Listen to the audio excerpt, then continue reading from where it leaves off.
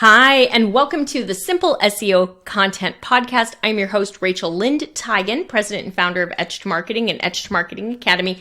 And today we are going to dig into 3 SEO content writing tips that are going to help you to get your content found by more people on Google so that your business can make more money. So let's talk real quick about this. What I want you to do is to start the process from an SEO standpoint. So I want you to start with keyword research. I don't want you to do keyword research at the end ever again. I want you to start with your end goal in mind, and your end goal is to create a great content piece that ranks high and gets a lot of traffic. So the way we do this is by starting with the keyword research and identifying the keyword that we want to use in our content piece.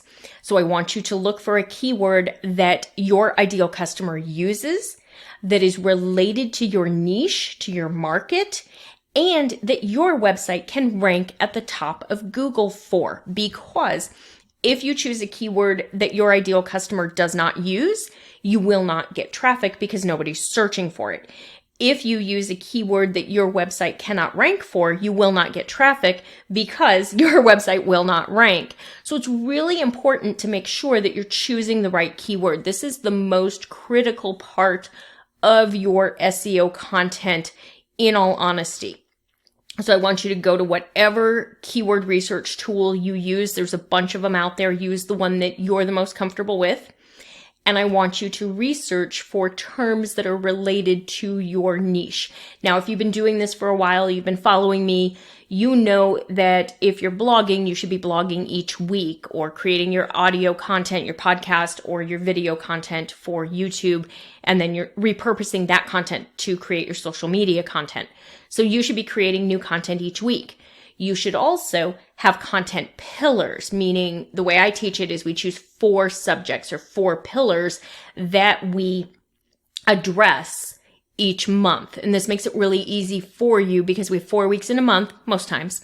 We have 4 content pillars. So these are going to be the topics that you talk about on your blog.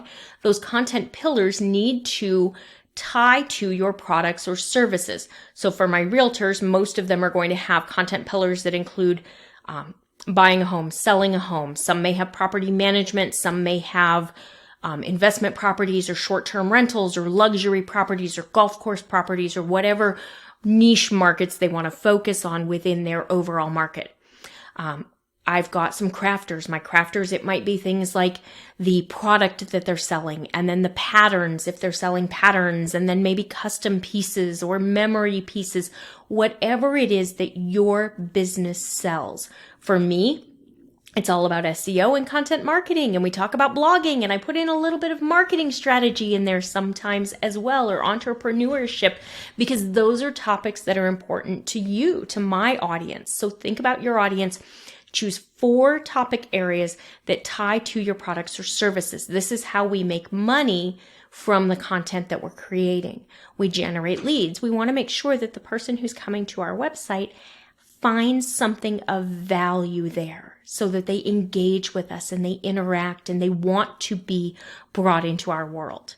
So the very first thing you're doing is starting with your keyword research. You're looking for a keyword that is related to that content pillar that you're focusing on for this piece of content. Now you're going to take that keyword and you're going to brainstorm a topic or a headline, a title that uses that keyword, okay? So now you've got your title of your piece. You're going to write your content piece and you're going to provide value for your ideal customer, and you're going to think about them in all times when you're writing. You write for your ideal customer, not for Google. That's how you're going to get the best results. So you're going to write for them. Then the last thing you're going to do is to optimize for Google. So by choosing a keyword you can rank for, writing really great content, and then optimizing that content for Google, you are allowing SEO and content to help you boost your business. You are able to be found at the top of Google by people who are looking for what you sell. They're searching for solutions to their problems, or they're searching for information on a product or service that you offer. You are able to provide them a solution for their needs. And that, my friend, is how it makes a big difference. So let's talk about this for just another second. Some bonuses if you want to boost your performance of your website. You want to boost what we call our engagement metrics. Those are the metrics that helps Google understand how does our user engage with our content. That's where you can add in additional content on that blog post. So if you have a blog post, but you also have a podcast or a video that has additional insights on that topic, go ahead and embed that in the blog post. Some consumers who come to your website are going to want to just read. Others will appreciate having the video because it'll allow them to listen to the lesson rather than reading it. Some are going to do both. They're going to read it and watch the video. All the while this is happening, what it's doing is boosting your time on site. And Google looks at that. Google wants to see people spending more time on the websites that they're referring them to, because that helps Google to believe that it is a better user result. It is a better website for the user. There's a better user experience. So having a higher time on site is really good. And that's one of the ways that you can boost it. Another way that you can boost your time on site that provides more value to your ideal customer is to link internally. That means linking from this post that you're writing to another one that is related to that post. So sometimes you'll hear me on the podcast say, hey, if you're not sure about this, you might want to also go listen to the podcast episode. And honestly, the one on keywords is probably the most important one to go listen to. The one about everything you know about keywords is wrong and what to do instead. Go listen to that. So that's the concept behind an internal link. If I were writing this and telling you, go read this blog post or go listen to this podcast episode, and I were linking to it, that would be an internal link. You want to do that where it provides value for your ideal customer. So if you've talked about something like this, you're creating content that all ties together. Maybe you're following the hub and spoke model. So you've got your core pillar and you're writing all the content that really filters in and makes sense and fills in that pillar.